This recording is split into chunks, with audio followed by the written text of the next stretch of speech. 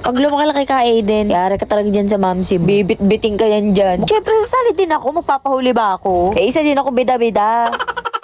Oh, emote muna kami dito ng anak ko. May kainan din pala dito. At syempre pang nandito kami. Pag siniswerte ka nga naman talaga.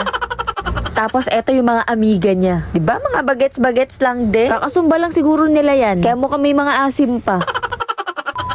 Hi people of the world! Dahil maaga kami nagising ng batang to, pupuntahan namin si Ma'am si Violet niya. Maaga din kasi nagigising yun si Mame para mag-zumba. Ilang years na nga din yung ginagawa. Araw-araw nagsusumba yan siya. Dumadayo pa yan si Mama. Minsan naman sumasali siya sa mga contest. At alam niyo ako na lagi niya napapanalunan. Ako, best in costume. O di kaya early bird. Ayan, nandito na nga kami. Hinahanap ko kasi Mama dyan, andun pala sa unahan.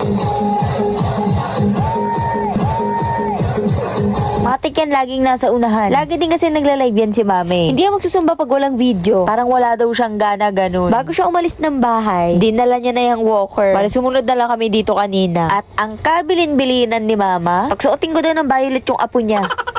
Pag lumakalaki ka, Aiden, yari ka talaga dyan sa mamsi. Bibit-biting ka yan dyan. Mukha naman nag-i-enjoy yung anak ko. Lalo na yung lola, oh. Ang ganda ng ngiti. Kaya kikendeng pa. Hey, let's go anak. Cheer kita, sumayaw ka lang. Siyempre, sasali din ako. Magpapahuli ba ako? Eh, isa din ako bida-bida.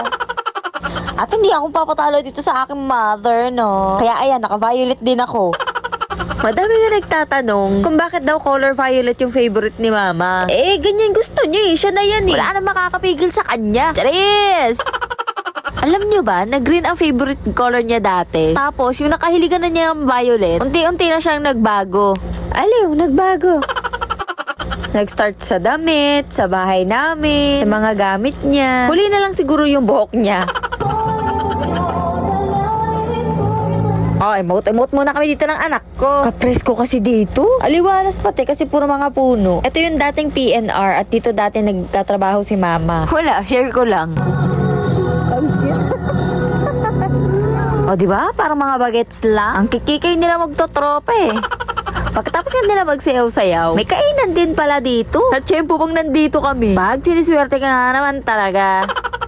Tapos eto si Mama, sige ni video, sige ni picture. Kala mo naman, di kami magkasama sa bahay. Lalo na pag umaalis yan, kada 5 step niya ata, magpipicture yan. Dadamay ka pa, picture daw kayo. Ending, pagod ka na din ngumiti.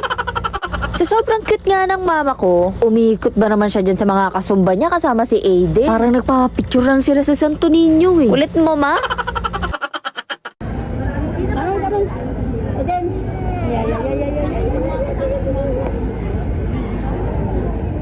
Ma.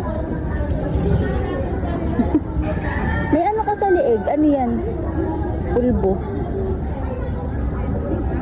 So, eto nga, pauwi na kami. At syempre, siya magdadala niyang walker. Bit-bitchy! Tapos, eto yung mga amiga niya. Diba, mga bagets-bagets lang din? Kakasumba lang siguro nila yan. Kaya mo kami mga asim pa.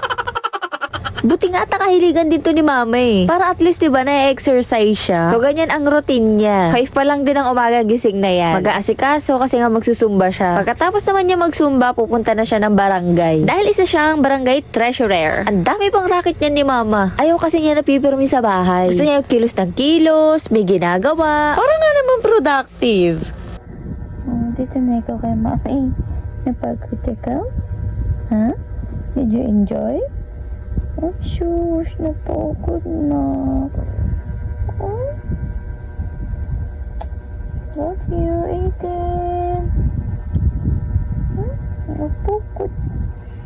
Bagsak. Napagod.